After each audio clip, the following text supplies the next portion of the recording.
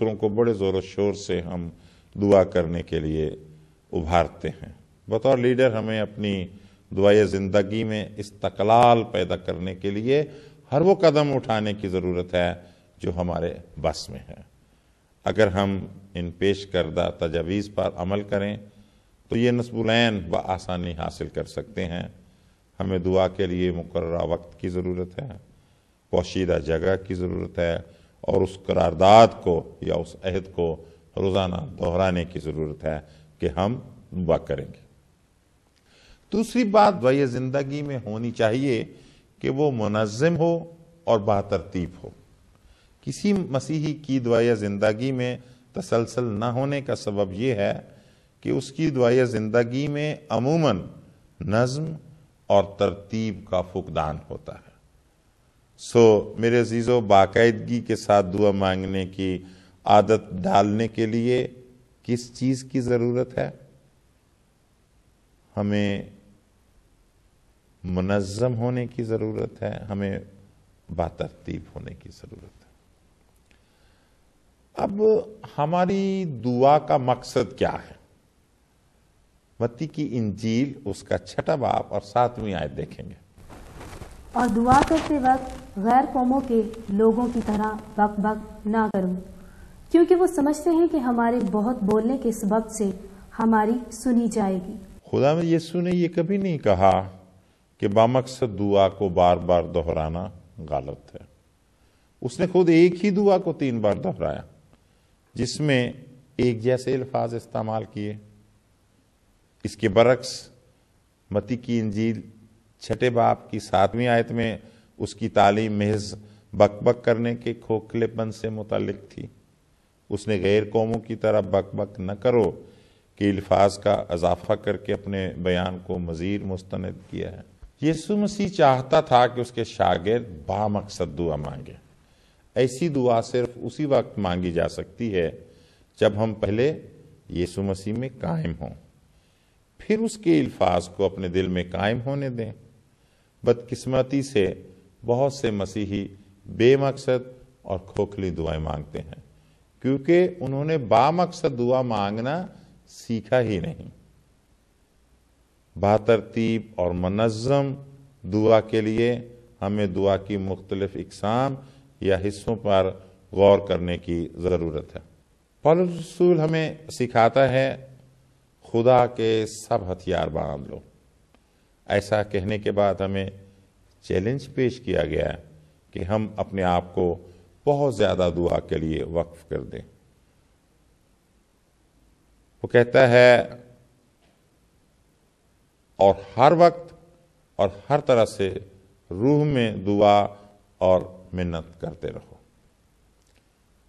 ہر طرح سے دعا کرتے رہو، ان الفاظ پر غور کیجیے۔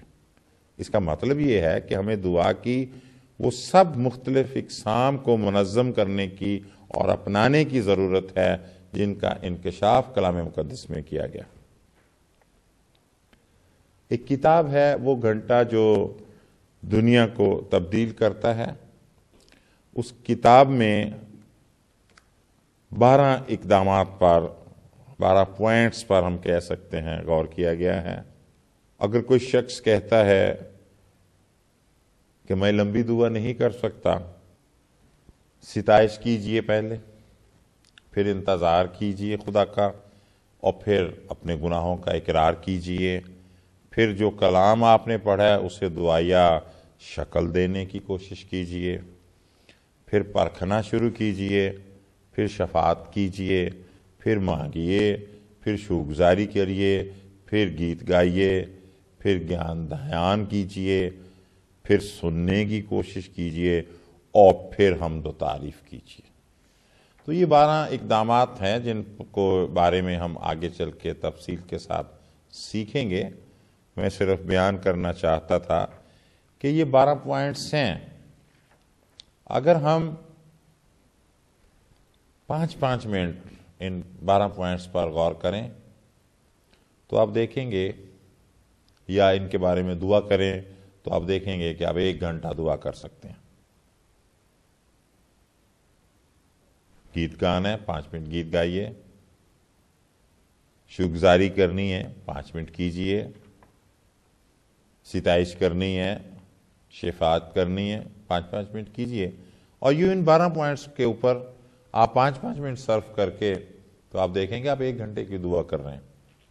خدا ہمت دے، 10 منٹ لگائیے فی پوائنٹ، 12 منٹ لگائیے، 15 منٹ لگائیے، گھنٹہ لگائیے۔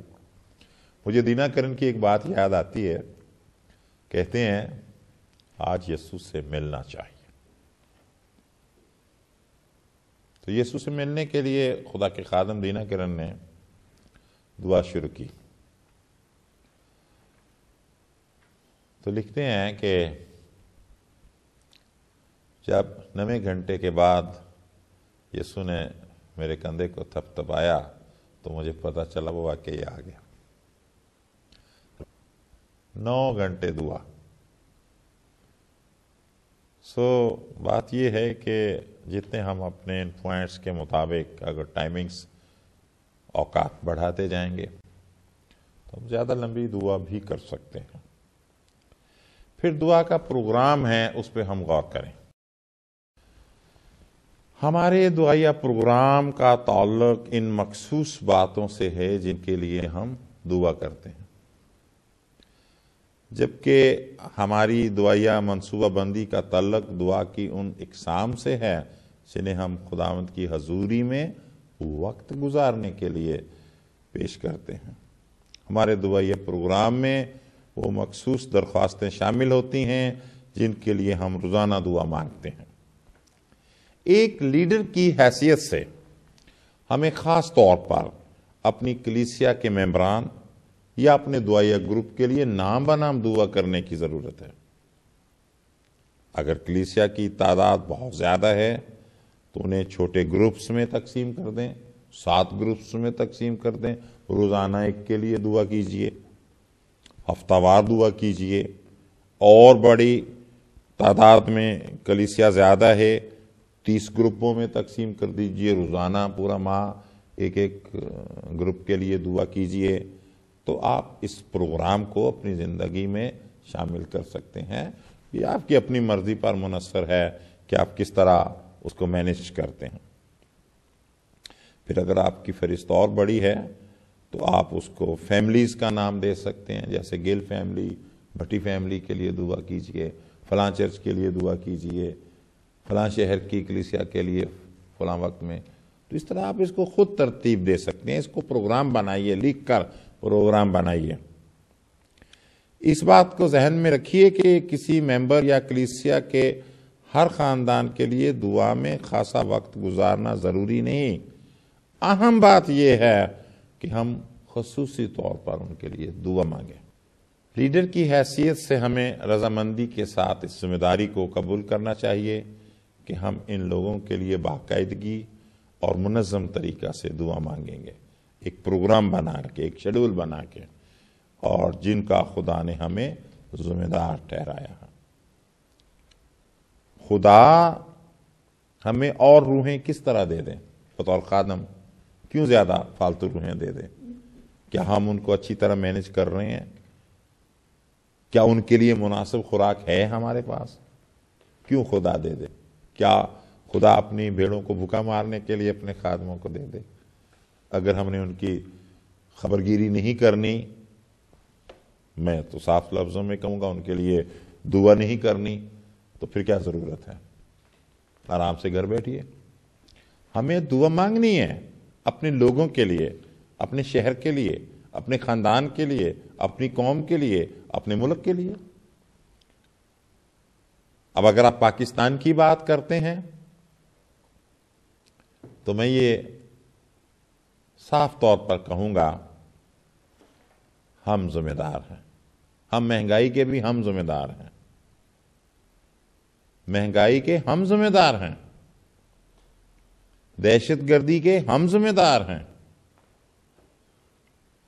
کیونکہ ہم اپنے خدا سے جو قادر مطلق زندہ خدا ہے دعا نہیں مانگتے۔